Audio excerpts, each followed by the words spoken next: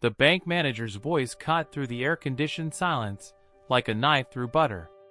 Mrs. Okonkwo, I need to read this document aloud for verification purposes before you sign. Is that acceptable? Amara Okonkwo couldn't see the tension that suddenly gripped her husband Chitty's face, but she felt his hand tighten painfully around her wrist. She'd been blind for 3 years now, since the car accident that doctors whispered wasn't quite an accident, but her other senses had sharpened like weapons she didn't yet know how to wield. That won't be necessary, Chitty said quickly, his voice carrying that smooth, reassuring tone that once made her feel safe. Now it made her skin crawl, though she couldn't explain why. My wife trusts me completely. We've been married for 15 years. The cashier, a young woman named Zainab whose perfume smelled of jasmine and determination, didn't back down. Sir, it's bank policy for inheritance transfers over 10 million naira. This document involves $400 million. I must read it aloud. $400 million. Amara's breath caught in her throat. Her father had died 6 months ago, and Chitty had been handling everything. The funeral arrangements in their Akwi home, the meetings with lawyers, the endless paperwork she couldn't see to read. He'd told her the inheritance was substantial, enough to secure their future and their daughter Chiyoma's education at the American university. But $400 million? That was generational wealth. That was power. What would you do if you discovered your husband was hiding the true value of your inheritance? Hit like if you've ever felt betrayed by someone you trusted, and comment below where you're watching from. You won't believe what happens next. Chitty, Amara said softly, turning her face toward where she knew her husband sat. Why didn't you tell me it was this much? Baby, I didn't want to overwhelm you, he said, and she heard the smile in his voice, that practiced charm he used when he wanted something. You've been through so much with losing your father. I just wanted to handle the details. Zainab cleared her throat. The document states that the entire inheritance will be transferred to a joint account, with Mr. Chitty Okonkwo listed as the primary account holder and sole signatory. Mrs. Okonkwo, this means your husband would have complete control over these funds. You would not be able to access or transfer any money without his explicit permission. The words hung in the air like smoke from a funeral pyre. Amara's world tilted. Joint account with Chitty as the primary holder? Her father, Chief Adebayo Nwosu, had been many things. A steel magnate, a philanthropist, a man who'd built an empire from nothing in the chaotic streets of Lagos. But he'd never been a fool. He would never have structured his will to leave his only daughter vulnerable. That can't be right, Amara whispered. My father, he wouldn't. It's all legal, baby. Chitty interrupted, his hand now gentle on her shoulder, his breath warm against her ear. Your father wanted to make sure you were taken care of. He knew I would protect you, protect us. You just need to sign. But Zainab wasn't finished. Mrs. Okonkwo, there's more. The document also includes a clause stating that in the event of divorce or separation, all assets remain with the primary account holder. You would receive no portion of this inheritance if your marriage ends. Amara felt the room spinning. Her hands trembled in her lap, finding each other like lost children seeking comfort. I need to speak with my lawyer, she said, her voice stronger than she felt. I need someone to explain this to me properly. Amara, don't embarrass me in front of these people, Chitty hissed, his voice dropping low, vibrating with barely controlled anger.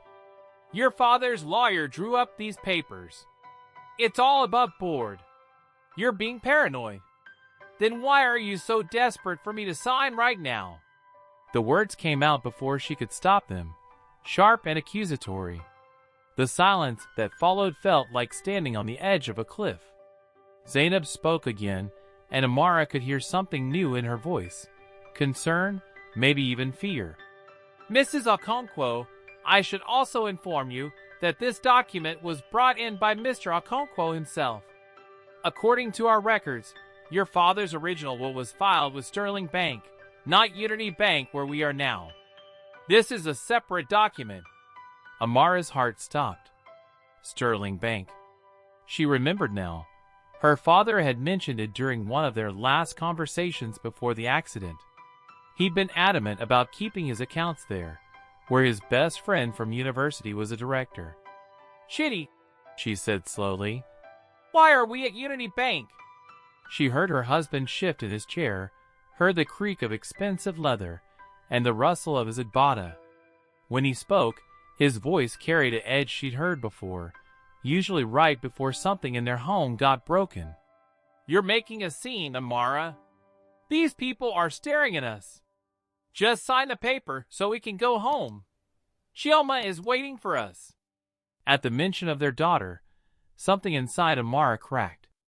Chioma. Their beautiful 15-year-old daughter who'd been acting strange lately, who flinched when her father raised his voice, who spent more time at her friend Gozi's house than at home. I won't sign, Amara said clearly. Not until I speak with my father's original lawyer. She heard Chitty stand, heard the violence in the movement. The air changed, charged with his rage. You ungrateful, he started, but Zainab interrupted. Sir, please sit down. If Mrs. Okonkwo doesn't wish to sign, that's her legal right. This is my wife, Chitty snarled. This is a family matter. You're just a cashier. Stay out of it. I'm calling security, Zainab said calmly. And I'm filing a report with the bank's fraud department. The word fraud seemed to electrify the air. Amara heard movement, fast, aggressive. She heard Zainab gasp. Then she heard her husband's voice, low and venomous, speaking words that made her blood run cold. You have no idea who you're dealing with, girl. I've already got everything arranged. The lawyer, the papers, the account in the Cayman Islands. That blind bitch was supposed to sign today. You just cost me $400 million. He thought Amara couldn't hear him. He'd moved away, probably cornering Zainab near the desk. But Amara's hearing had become extraordinary in her darkness.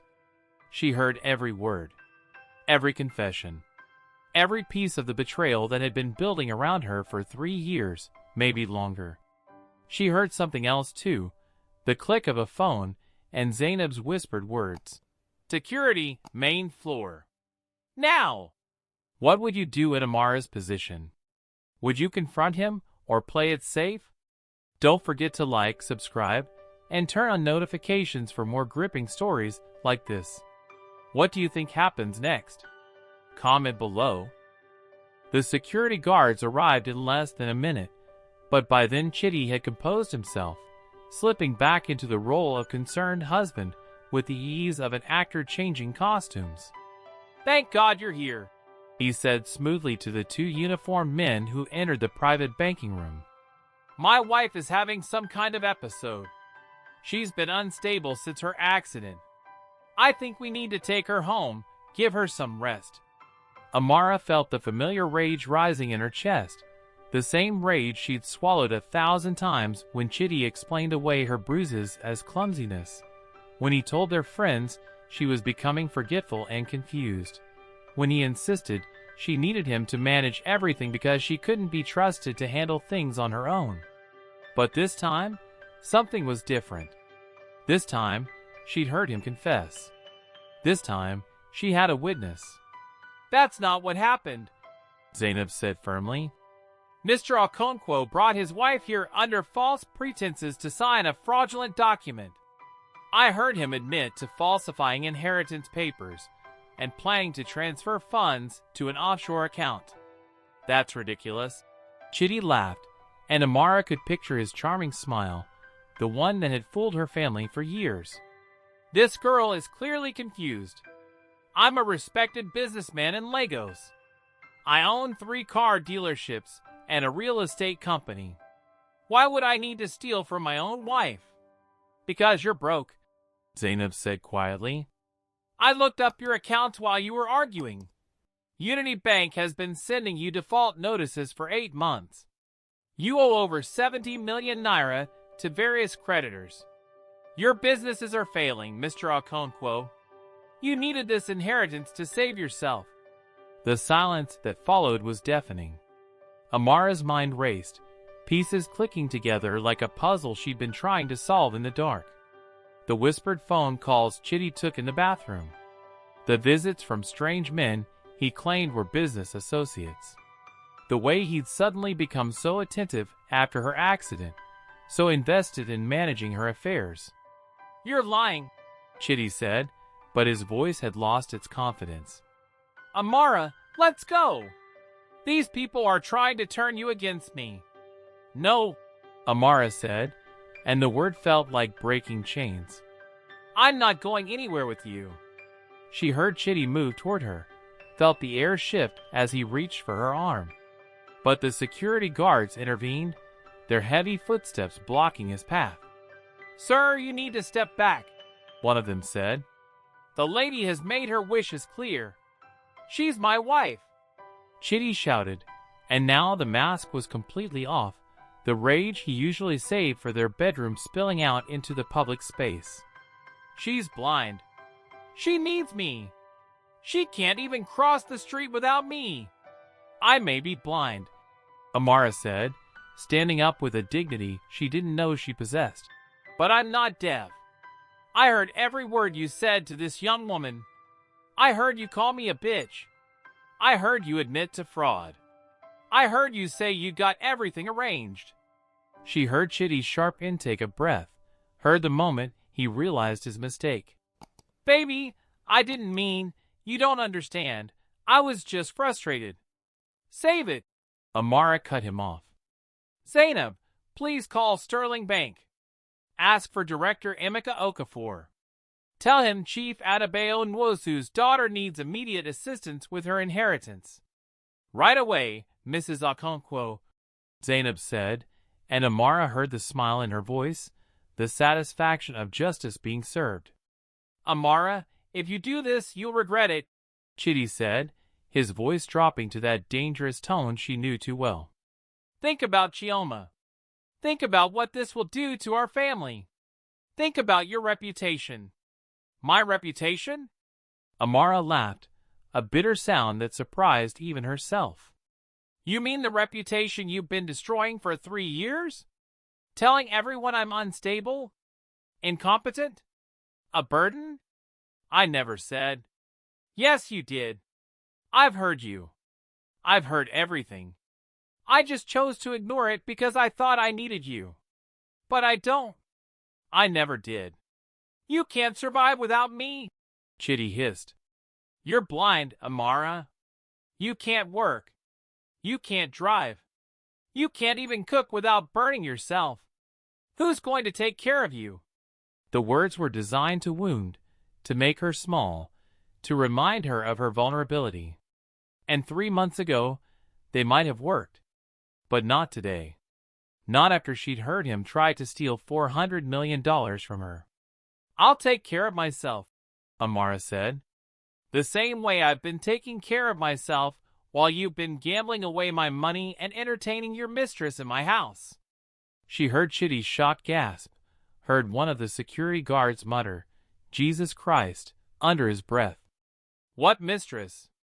Chitty said, but the denial came too late, too desperate. Amara, you're confused. Your medications. Stop, Amara said sharply. Just stop lying. I'm not confused. I've smelled her perfume on your clothes. I've heard you whispering on the phone. I've felt you come home late smelling like another woman. I knew, Chitty. I've known for over a year. I just didn't know how to leave. The confession hung in the air, raw and painful. Zainab's voice broke the tension. Mrs. Okonkwo, I have Director Okafor on the line. He says your father's will is completely different from the document your husband brought today. Your father left everything directly to you, with no joint accounts and no spousal access. He also established a trust fund for your daughter, and specified that Mr. Okonkwo should receive nothing in the event of your father's death. Amara felt tears sliding down her cheeks, but they weren't tears of sadness. They were tears of vindication. Her father had known. Somehow, he'd known Chitty couldn't be trusted. My father never liked you, Amara said to Chitty.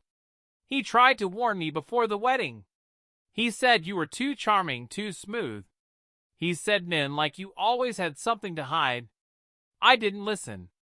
I was so in love, so sure you were different from the men he dealt with in business. But he was right. He was always right.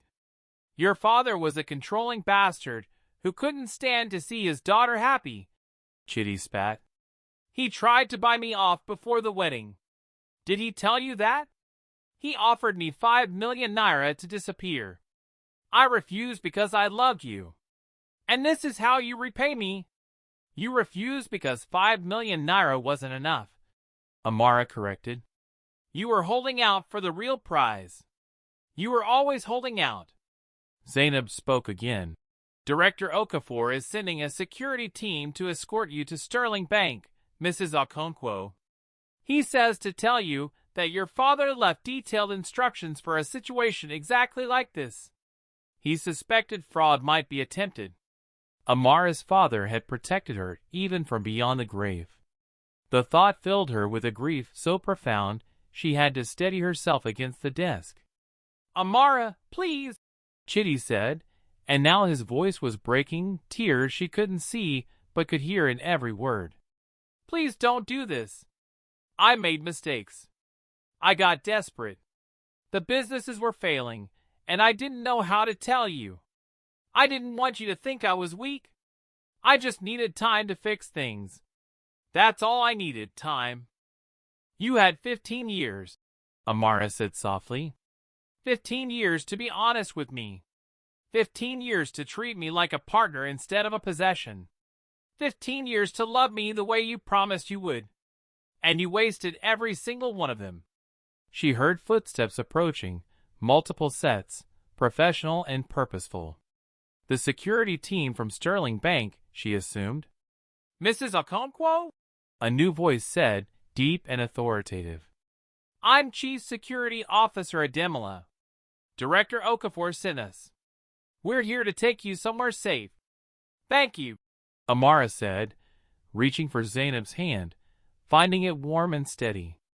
Thank you for being brave enough to read that document aloud. It's my job, Zainab said, but Amara could hear the emotion in her voice. And it's the right thing to do. You'll pay for this, Chitty shouted as the Sterling Bank security team led Amara away. All of you. I have lawyers. I have connections. You can't just... His threats faded as Amara walked out of Unity Bank and into the sweltering Lagos afternoon, guided by professionals who treated her with respect, not like the helpless invalid her husband had made her believe she was.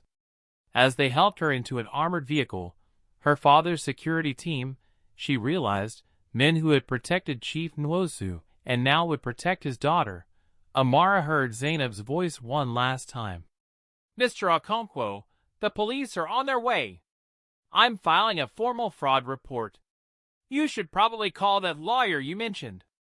And then Amara was moving, leaving her husband and his rage behind, heading toward an uncertain future that somehow felt safer than the past 15 years had ever been. But as the vehicle pulled into Lagos traffic, as she heard the car horns and the hawkers and the chaotic symphony of her city, one thought dominated all others. Chioma. Her daughter was still at home, still living with a man who'd just proven himself capable of anything. Will Amara be able to protect her daughter from her husband's desperation? Comment your thoughts on what should happen next. Don't forget to like and subscribe for more intense African tales. The Sterling Bank headquarters rose above Victoria Island like a glass and steel monument to old money and older power.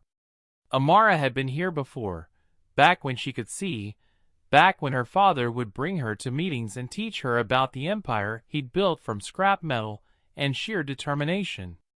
Now, Guided through marble corridors by Chief Security Officer Adimla and his team, she felt like a stranger in a place that should have felt like home.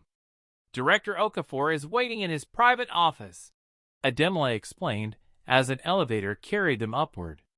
He's prepared everything according to Chief Nwosu's instructions. Your father was very thorough, ma'am. My father was always thorough, Amara said, trying to keep her voice steady. It's how he survived in Nigerian business for 40 years. The elevator doors opened with a soft chime. Amara heard footsteps approaching, expensive shoes on expensive tile, and then a familiar voice. Amara, my dear, I'm so sorry it took this long to reach you. Emeka Okafor had been her father's best friend since their university days at Ibadan.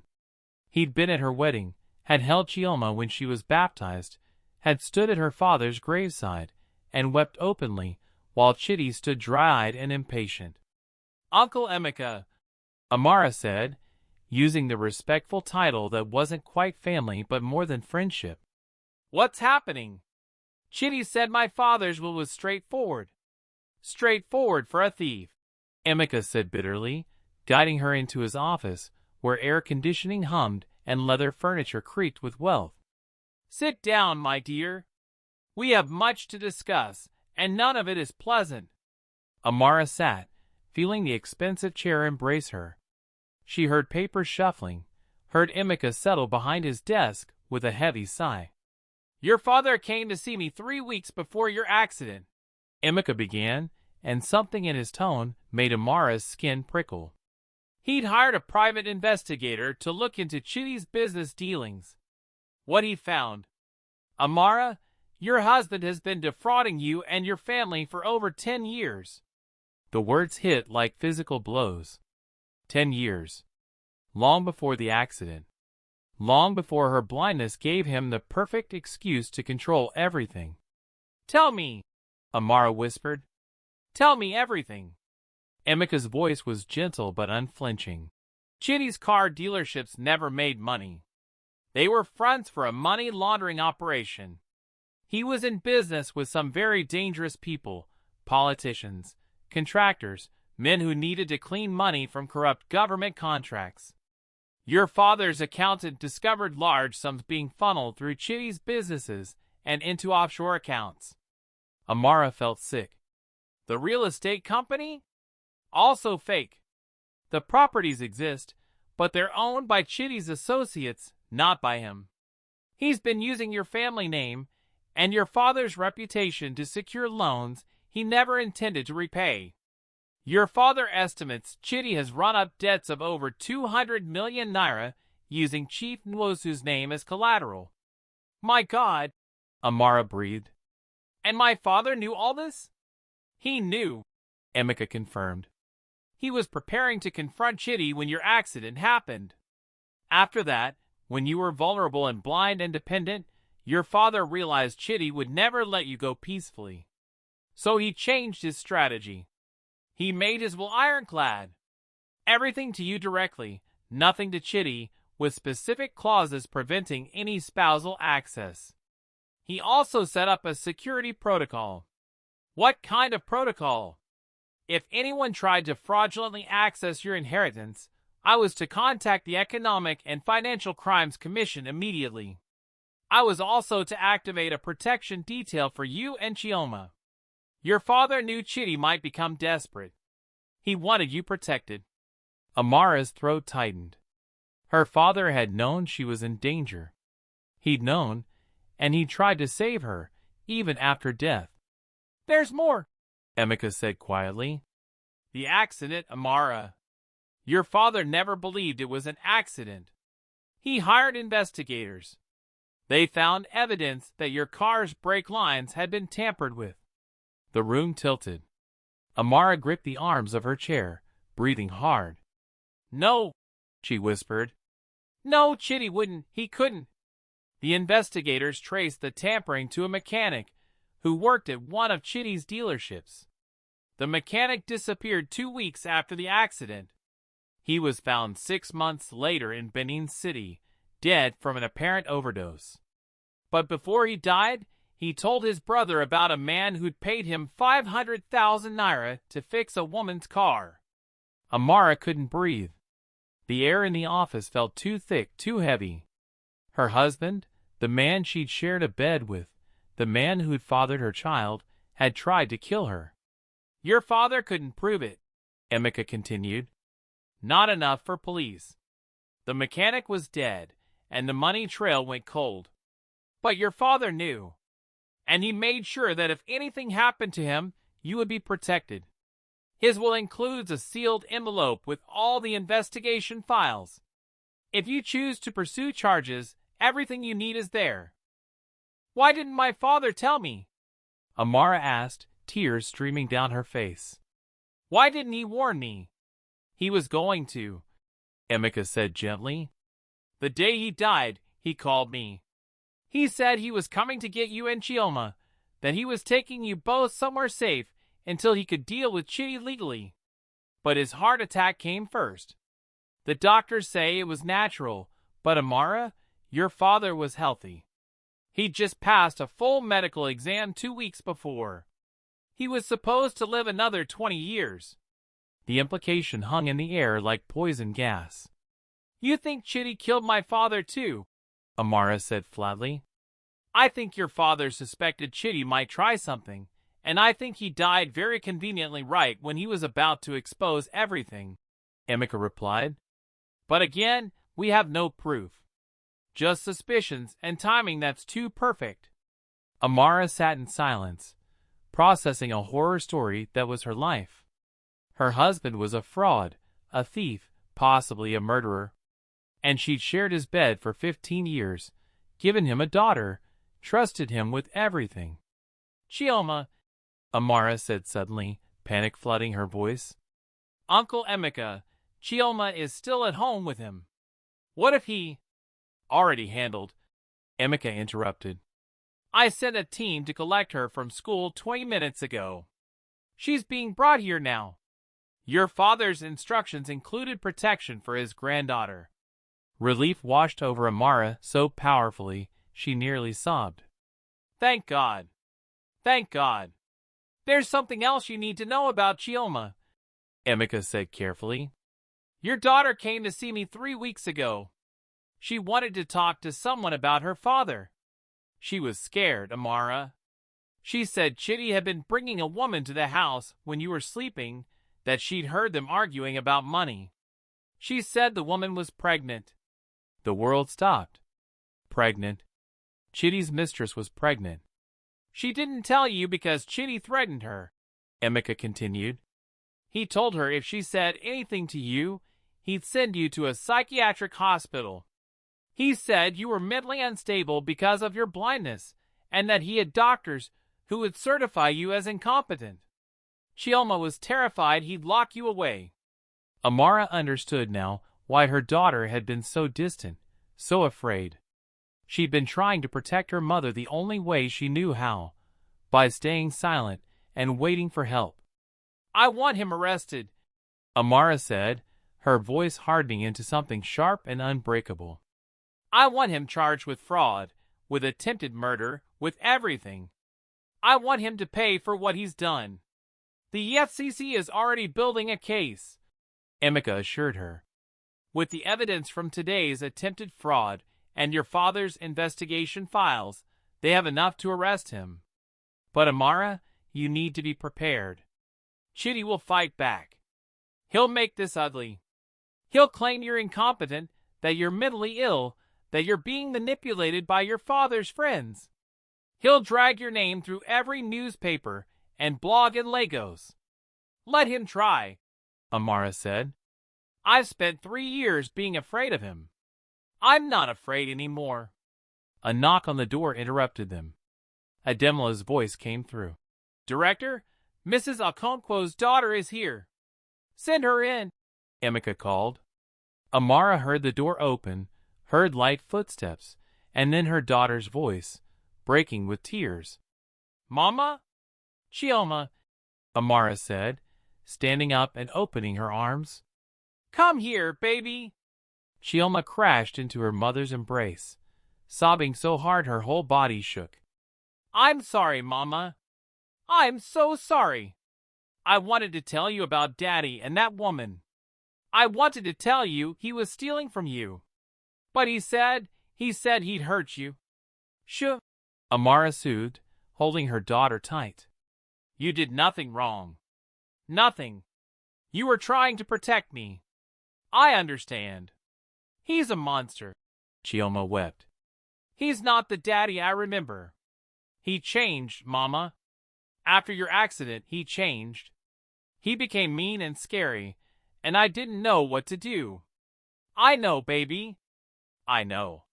But we're safe now. Your grandfather made sure we'd be safe. They stood there for a long moment, mother and daughter, holding on to each other in a storm that was just beginning. Finally, Emeka spoke. Ladies, I hate to interrupt, but we need to make decisions quickly. Chidi will have heard by now that we collected Chioma. He'll know something is happening. We need to secure your home, freeze his accounts, and file the necessary legal papers before he can hide assets or flee the country. Do it, Amara said, still holding her daughter. Do everything. I want him stopped. There's one more thing, Emeka said, and now his voice carried a warning. The woman Chidi has been seeing. She is not just any mistress. She's the daughter of Senator Adeyemi, a very powerful, very corrupt senator who's under investigation for embezzlement. If we move against Chidi, we might be making an enemy of the senator as well. Amara felt Chioma tense in her arms. Mama, that woman, she's been threatening me at school. She says when Daddy divorces you, she'll be my new mother. She says I'll have to respect her or Daddy will send me away to boarding school in England. The plot thickens with dangerous connections to powerful politicians. What would you do if you were Amara? Comment below and share this story with someone who loves intense drama. Hit subscribe so you don't miss what happens next. Amara's hands trembled as she listened to her daughter describe months of subtle threats and manipulation that she'd been too blind to see and too controlled to prevent. The image of Chidi that had dominated her mind for 15 years, charming, successful, devoted husband, shattered completely, replaced by the reality of a calculating predator who'd been systematically destroying her life. Tell me about this woman, Amara said, releasing Chioma but keeping hold of her hand. Everything you know. Chioma's voice was small but steady. Her name is Kemi Adeyemi. She's 20 years old. She works at Daddy's Victoria Island dealership, the one that's supposed to be doing so well. But Mama, I've been there. It's always empty. No customers. Just Daddy and Kimmy in the office with the blinds closed. Amara felt her stomach turn. How long have you known about her? About a year, Chioma admitted. I saw them together at the Palm shopping mall. They were holding hands, kissing. Daddy saw me watching, and he came over and told me it was business, that Kimmy was helping him with an important deal. He said if I told you, it would upset you and make your blindness worse. He said you were fragile, that stress could kill you. The manipulation was breathtaking in its cruelty. Chidi had used Amara's disability as a weapon not just against her, but against their daughter too. Chioma, Emeka interjected gently. This Kimmy, have you heard her talk about her father? About Senator Adeyemi? Yes, Uncle Emeka, Chioma replied. She brags about him all the time. She says her father can make anyone disappear if they cross the family. She says her father bought Daddy's businesses to help clean money from oil contracts. She says Daddy works for her father now, not the other way around. Emeka and Amara exchanged a look that Amara couldn't see but could feel, weighted with understanding. This wasn't just about a failing businessman defrauding his wife. This was about organized corruption at the highest levels, with Chidi as nothing more than a pawn in a larger game. Uncle Emeka, Amara said carefully, if Senator Adeyemi is involved, Won't that make this more dangerous? For me and Chioma? Potentially, Emeka admitted. But it also gives us leverage. The EFCC has been investigating Adeyemi for 2 years. They know he's dirty, but they can't prove it. If we can show that Chitty's fraud operation was connected to Adeyemi's money laundering scheme, we give them the evidence they need. Your father's investigation files might be the key to bringing down one of the most corrupt politicians in Nigeria. Amara felt the weight of that responsibility settling on her shoulders. This was bigger than her marriage, bigger than her inheritance. This was about justice for an entire country that had been bled dry by men like Adeyemi. What do you need from me? She asked. Your testimony, Emeka said. Everything Chitty has done, everything he's said, everyone he's connected to. The EFCC will need to interview you extensively. They'll also want to interview Chioma. No, Amara said immediately. Chioma's 15 years old. I won't put her through that. Mama, I want to help, Chioma said firmly. I want Daddy to pay for what he did to you. To us. To Grandpa. Your grandfather, Amara said, turning to face her daughter's voice. Baby, there's something you need to know. Uncle Emeka, tell her about the accident. Over the next 20 minutes, Emeka carefully explained what Chief Nwosu's investigation had uncovered about the car accident that had blinded Amara. Chioma listened in stunned silence, and when Emeka finished, she said in a voice barely above a whisper, Daddy tried to murder you. We don't have conclusive proof, Amara said carefully. But yes, that's what the evidence suggests. And Grandpa? We don't know. The timing is suspicious, but he killed Grandpa too, Chioma said with absolute certainty. I know he did. Mama, 2 days before Grandpa died, I heard Daddy on the phone. He was talking to someone about Grandpa's heart medication. He asked if switching pills would be traceable. The person on the other end laughed and said nobody investigates old men's heart attacks in Nigeria. Daddy laughed too. The room went silent. Chioma, Emeka said carefully, are you absolutely certain about this? Yes, Chioma said. I didn't understand what it meant at the time. Grandpa was healthy. I thought maybe Daddy was just researching medication for someone else. But after Grandpa died so suddenly, I started to wonder.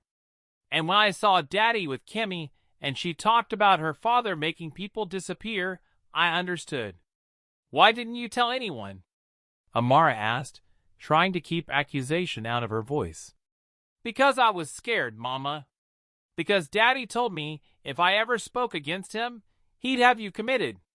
He showed me papers, medical evaluations saying you were mentally incompetent because of trauma from your blindness.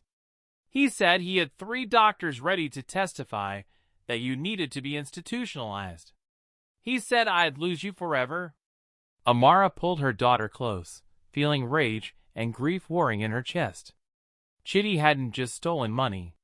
He'd stolen years of peace, trust, and safety. He'd terrorized a child and attempted to murder his wife. And he'd very likely murdered her father. We need to record this, Emeka said, already pulling out a recording device. Chioma's testimony about that phone call could be crucial. Wait, Amara said. If we record this, if we go forward with all of this, we're declaring war on Chitty and Senator Adeyemi. We're putting targets on our backs. We're also seeking justice, Emeka countered. And more than that, we're protecting other people. If Adeyemi and Chitty aren't stopped, they'll keep destroying lives. Your father understood that. It's why he kept all those files. It's why he planned for this moment. Amara took a deep breath. Her father had been a steel magnate. He'd built his fortune in one of the toughest industries in Nigeria, fighting corruption and violence every day. He'd taught her that strength wasn't about never being afraid. It was about doing what was right even when you were terrified. Record it, Amara said. Record everything. For the next hour, Chioma gave her testimony. She spoke about the phone call regarding Chief Nwosu's heart medication. She described Kimi Adeyemi's threats at school. She detailed times she'd seen suspicious men coming to their Ikoyi home late at night, carrying briefcases that her father would lock in his study. She talked about overhearing conversations about cleaning money and offshore transfers and the senator's cut. When she finished, Emeka sat back in his chair with a low whistle. This is extraordinary. Chioma, you're incredibly brave. This testimony could change everything. What happens now? Amara asked. Now we move fast, Emeka said. I'm calling the EFCC immediately. We'll need to put you both in protective custody while they execute arrest warrants. I'm also calling your father's head of security. He has a private compound in Lekki where you'll be safe. It's fortified, gated, with armed security 24 hours a day. I'm not hiding, Amara said firmly. I'm done hiding. This isn't hiding, Emeka corrected. This is strategic positioning. Amara, Senator Adeyemi has had journalists killed for far less than what we're about to do. We need to keep you alive long enough to testify. The reality of their situation crashed over Amara like a wave. She wasn't just divorcing her husband. She was going to war with one of the most dangerous men in Nigeria. What about our house? Chioma asked. My things? My school? We'll have security collect essential items, Emeka said. As for school, I'm afraid you'll need to stay home for a while. Maybe do online classes until this is resolved. I have exams next month, Chioma protested. WAC exams. I can't miss them. We'll figure something out, Amara promised, hearing the fear in her daughter's voice despite her brave words. Uncle Emeka, can we arrange for Chioma's teachers to come to the compound? Private tutoring? Absolutely. Your father's estate can cover that and more. Speaking of which, Emeka pulled out another file. Amara, you need to understand exactly what you've inherited. The $400 million is just the liquid assets. Your father's total estate is worth over $600 million.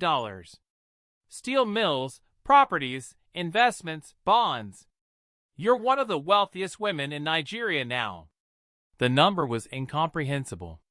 Amara had grown up wealthy, but this was generational wealth, the kind that came with power and responsibility and danger. That's why Chidi was so desperate, she realized. He knew. He knew exactly how much there was. Of course he knew, Emeka said. Your father's will was filed 6 months ago. Chidi has connections. He could have easily found someone to tell him what was coming. He's been planning this fraud for half a year, probably longer. Amara's phone buzzed in her purse. She'd almost forgotten she had it. Who is it? Chioma checked the screen. It's Daddy. He's calling. Don't answer, Emeka said immediately. But Amara held out her hand. Give it to me. Amara, that's not wise. Give it to me, Amara repeated. I want him to know I'm not afraid anymore. Chioma placed the phone in her mother's hand. Amara answered, putting it on speaker. Amara. Chidi's voice came through, smooth and controlled. Baby, I think there's been a misunderstanding. There's no misunderstanding, Amara said calmly. I know everything, Chidi. The fraud, the debts, the money laundering. I know about Kimi and her pregnancy. I know about the car accident and what you did to my father. I know it all. Silence on the other end. Then, someone's been filling your head with lies. Amara, you're vulnerable right now. People are taking advantage of you. The only person who's been taking advantage of me is you, Amara said. For 15 years. But that's over now. Where's Chioma? Chidi's voice had changed, taking on an edge. Where's my daughter? Safe, Amara said.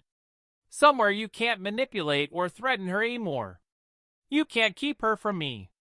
I'm her father. I have rights.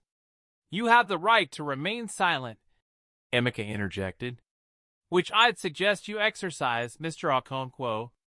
The EFCC will be contacting you shortly regarding multiple fraud charges. Emeka, Chitty said, and now his voice was pure venom. I should have known you'd turn Amara against me. You never liked me, did you? None of Chief Nwosu's people did. You all thought I wasn't good enough for her. We thought you were a criminal, Emeka replied. Turns out we were right. You're making a mistake, Chitty said. Both of you. You have no idea who you're dealing with. Senator Adeyemi doesn't take kindly to threats against his family. Kimi is carrying his grandchild. You think he'll let you destroy the father of his grandchild? So you admit it, Amara said. You admit you're involved with Senator Adeyemi's daughter. She heard Chitty's sharp intake of breath. He'd walked right into the trap. This call is being recorded, isn't it? Yes, Amara said. Every word. You bitch, Chitty snarled, all pretense of civility gone. You blind, useless bitch. I gave you 15 years of my life. I stayed with you after that accident when I could have left. I took care of you when no one else would. And this is how you repay me? You're right, Amara said coldly. You should have left. You should have walked away after the accident instead of staying to steal my inheritance. But you got greedy, Chitty. You always were greedy. I earned that money, Chitty shouted. I put up with your father's contempt, your blindness, your constant neediness. I earned every naira of that inheritance by staying in this miserable marriage. You tried to murder me for it, Amara said quietly. You tampered with my brakes. You killed my father. And you would have stolen everything if a brave cashier hadn't read those documents aloud. Prove it, Chitty challenged. Prove any of it. You have no witnesses, no evidence, nothing but the paranoid fantasies of a dead man who never trusted me. We have the mechanic's brother's testimony, Emeka said. We have your financial records showing massive debts. We have documentation of your connection to Senator Adeyemi's money laundering operation. We have today's attempted fraud on video. And we have your daughter's testimony about phone calls discussing Chief Nwosu's medication. Another long silence. Then Chitty laughed, a cold, brittle sound. Chioma testified against me? My own daughter? Your daughter is protecting her mother, Amara said. Something you never did. She's 15 years old, Chitty said. A child. No court will accept her testimony. And even if they do, Adeyemi's lawyers will destroy her credibility. They'll make her look like a confused teenager manipulated by her grandfather's bitter friends. They'll drag her name through every media outlet in Lagos. Is that what you want for Chioma? Public humiliation? Amara felt ice in her veins. He was threatening their daughter. Again. If you or Senator Adeyemi or anyone connected to you comes near my daughter, Amara said, each word precise and deadly, I will make it my life's mission to destroy you both. I have $600 million and nothing to lose. How long do you think Adeyemi will protect you when I start funding every anti-corruption organization in Nigeria? When I start hiring investigators to dig into every contract he's ever signed? When I make it my personal crusade to see both of you in prison? She heard Chitty's breathing, fast and angry on the other end of the line. You've changed, he said finally. The Amara I married would never. The Amara you married is dead, Amara interrupted. You killed her when you tampered with those brakes. What's left is someone you should be very afraid of. This isn't over, Chitty said. You'll regret this, Amara. I promise you that. I already regret 15 years of my life, Amara replied. But that ends today. She hung up. The silence in Emeka's office was profound. Finally, Chioma spoke. Mama, you were incredible. But Amara didn't feel incredible. She felt exhausted and terrified and exhilarated all at once. She just declared war on her husband and one of the most powerful men in Nigeria. There was no going back now. Emeka, she said. How fast can the EFCC move? I'll call them now, Emeka said. With what we have, they can arrest Chidi tonight. Senator Adeyemi will be harder. He has immunity as a sitting senator. But we can freeze his accounts, start investigations, make life very difficult for him. Do it, Amara said. All of it. As Emeka made his calls, Amara sat with Chioma, holding her daughter's hand. Through the window she couldn't see, the Lagos sun was setting, painting the sky in colors she could only remember. Somewhere in this city, her husband was panicking, making calls, trying to find a way out. Somewhere, a corrupt senator was learning that his money laundering operation had been exposed. And somewhere, her father's spirit was watching, knowing that his daughter had finally found the strength he'd always known she had. Ademola knocked on the door. Ma'am, the convoy is ready. We should move you to the Lekki compound now. The EFCC wants you in protective custody before they execute the arrest warrant. Let's go, Amara said, standing up and keeping hold of Chioma's hand. Let's finish this. As they left the office, Emeka called after them. Amara, the EFCC commissioner wants you to know something. They've been investigating Adeyemi for 2 years, but they could never get close to him. Your father's files, combined with what happened today, might finally be enough. You might be the key to taking down one of the biggest corruption networks in Nigerian history. Amara paused in the doorway. My father always said that steel is made stronger by fire. I'm about to find out if I'm as strong as he was. Will Amara survive the war she's just started? Don't forget to like and subscribe. What do you think Senator Adeyemi will do when he finds out? Comment below. The drive to the Lekki compound took 45 minutes through Lagos traffic that even armored vehicles couldn't entirely escape. Amara sat in the back with Chioma, listening to the city sounds that had been her constant companion since birth, the aggressive honking, the hawkers calling out their wares, the roar of Okada motorcycles weaving between cars, the gospel music blasting from speakers outside roadside churches. She'd grown up in this chaos, learned to navigate it sighted and then blind. But tonight, cocooned in bulletproof glass and surrounded by her father's security team, Lagos felt different. Foreign. Threatening. Mama, you're shaking, Chioma said softly, squeezing her hand. I'm scared, Amara admitted. There was no point in lying.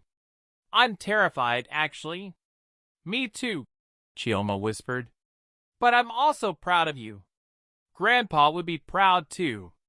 Amara felt tears threatening again, but she pushed them back. There would be time for grief later. Right now, she needed to stay sharp, stay focused, stay alive. Ademola's voice came through the vehicle's intercom. Ma'am, we're approaching the compound. Everything looks secure, but we'll do a full sweep before you enter. Standard protocol. Thank you, Amara said. The vehicle slowed, turned, and she heard the familiar whir of a heavy gate opening. Her father's compound. She'd been here countless times before the accident, for family gatherings and business dinners. It was a sprawling property in the heart of Lekki, with high walls, sophisticated security systems, and enough space to house a small army. When the vehicle stopped and Ademola opened her door, Amara smelled the familiar scent of night-blooming jasmine her mother had planted 20 years ago. The compound's garden was her mother's legacy, carefully maintained even after her death from breast cancer 10 years earlier. Watch your step, ma'am, Ademola said, taking her arm gently. 3 steps up to the main entrance. Chioma stayed close to her other side as they entered the house. Inside, Amara heard movement, multiple people, military precise in their footsteps. Mrs. Okonkwo, a new voice said, female and authoritative. I'm Deputy Commissioner Obi from the FCC. I need to speak with you urgently. Of course, Amara said. Chioma, why don't you go with? No, Chioma interrupted. I'm staying with you, Mama. Let her stay, Deputy Commissioner Obi said. She's a material witness. She should hear this too. They settled in what Amara remembered as her father's study, a room filled with books and awards and the smell of expensive cigars. Someone guided her to a leather chair while Chioma sat on the armrest beside her. Mrs. Okonkwo, Deputy Commissioner Obi began, I need you to understand the situation you're in. What you've uncovered isn't just about your husband's fraud. Senator Adeyemi runs one of the most sophisticated corruption networks in Nigeria. His operation moves billions of naira through front companies, fake contracts, and money laundering schemes. Your husband is just one small piece of a much larger puzzle. How long have you been investigating the senator? Amara asked. 2 years. But he's protected by other politicians, by judges on his payroll, by business connections that go all the way to the presidency. Every time we get close, witnesses disappear or change their testimony. Evidence vanishes. Cases fall apart. You think he'll kill us? Amara said flatly. To protect himself.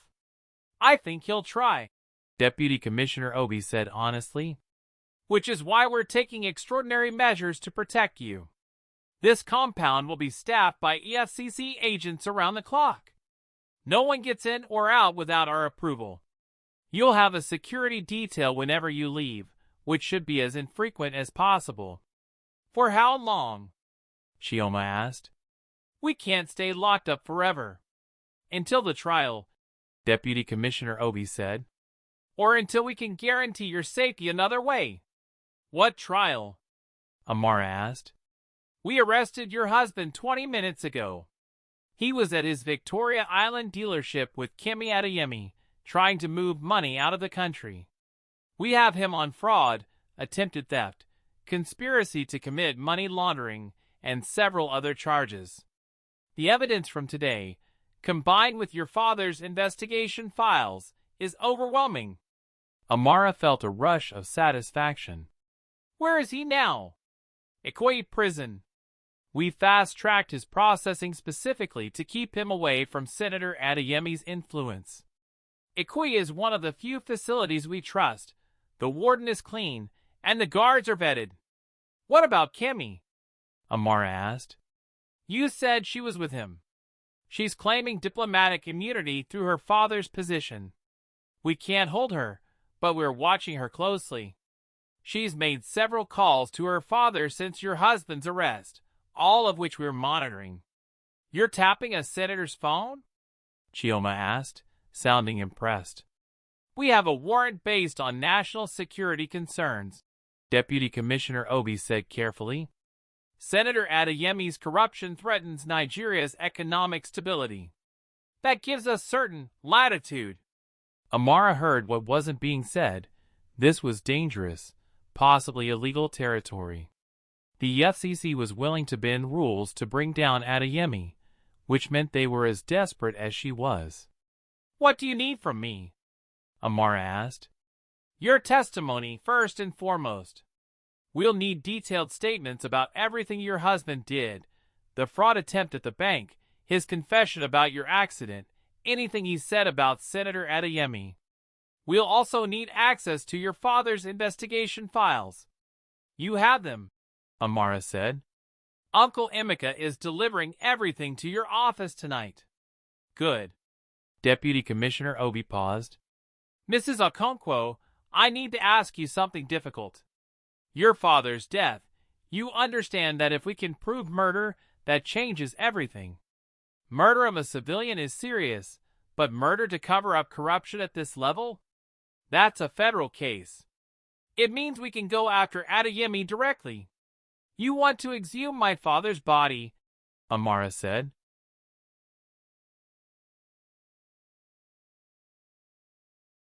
Yes. A full toxicology panel, forensic analysis, everything. If someone tampered with his medication or poisoned him, we'll find it. Amara thought about her father, lying in his grave at Aqui Cemetery, his body already 6 months in the ground. The thought of disturbing his rest felt wrong, sacrilegious even. But then she thought about what he would want. Her father had been a fighter his entire life. He wouldn't want his death to be for nothing. Do it, Amara said. Exhume him. Find out what they did. Mama, are you sure? Chioma asked. Grandpa would understand, Amara said. He'd want justice, even if it meant disturbing his peace. Thank you, Deputy Commissioner Obi said. I'll arrange for the exhumation order tomorrow. We'll be discreet. One more thing, Amara said. The mechanic who tampered with my car, you said he died of an overdose. Was that investigated? Not thoroughly. Benin City Police ruled it accidental death. But given what we know now, I'd say it was almost certainly murder. Adeyemi cleaning up loose ends. How many people has he killed? Chioma asked quietly. We don't know for sure. Dozens, maybe. Journalists, whistleblowers, business rivals, anyone who threatened his operation. The man is ruthless. And we're supposed to testify against him, Amara said. Put our faces out there. Make ourselves targets. We'll protect you, Deputy Commissioner Obi promised. But I won't lie, there's risk. Significant risk. If you want to walk away from this, if you want to take your inheritance and leave the country, I would understand. You'd be safe, and your daughter would be safe. Amara considered it. She could take Chioma and disappear, move to London or New York or anywhere far from Nigeria and Senator Adeyemi's reach. They could start over, build new lives, forget all of this ever happened. But then what? Chidi would go free. Adeyemi would continue destroying lives. Her father's death would go unpunished. And she would spend the rest of her life looking over her shoulder, wondering when Adeyemi's reach would extend across oceans to find her. No, Amara said firmly. We're not running. We're finishing this. Mama, Chioma started. No, Amara repeated. Your grandfather didn't run from corrupt men. Neither will I. We're seeing this through. Deputy Commissioner Obi was silent for a moment. Then, You're very brave, Mrs. Okonkwo. Or very foolish. I haven't decided which. Maybe both, Amara said with a bitter laugh. There's something else you should know, Deputy Commissioner Obi said. While we were arresting your husband, Kemi Adeyemi made some interesting statements. She claims she was never pregnant. She says she told your husband she was pregnant to trap him, to make sure he'd divorce you and marry her. Apparently, she wanted access to your inheritance through marriage. Amara felt a cold satisfaction. Chidi had been played by his mistress just as he played everyone else. There was a certain poetry in that. So she used him, Amara said. Just like he used me. It appears so. Your husband was quite distressed when we told him. Started ranting about being betrayed, about Kemi lying to him. It was almost funny, watching a con man realize he'd been conned. Where does that leave us legally? Amara asked. Does it change anything? Not really. Your husband still committed fraud regardless of Kemi's lies. But it does show that Adeyemi's daughter is as manipulative as her father. We're looking into whether she's been involved in his corruption operation directly. If she has, we can charge her too. There was a knock on the study door. Ademla's voice came through. Commissioner, we have a situation at the gate. Deputy Commissioner Obi stood immediately. What kind of situation? Senator Adeyemi is here. He's demanding to speak with Mrs. Okonkwo. The room went silent. He's here? Chioma whispered. At the compound? How did he find us so fast? Amara asked. He has resources, Deputy Commissioner Obi said grimly. And apparently, He's not trying to hide his involvement anymore. That's either very brave or very stupid. What do we do? Amara asked. We don't let him in, Deputy Commissioner Obi said. This is private property. He has no jurisdiction here. He's a senator, Ademola said through the door. He's threatening to call the police, claim we're holding Mrs. Okonkwo against her will. Let him call, Deputy Commissioner Obi said. The police will defer to the EFCC. We have custody of Mrs. Okonkwo as a protected witness. Adeyemi can throw his weight around all he wants. It won't change that. Should I tell him to leave? Ademola asked. Deputy Commissioner Obi looked at Amara.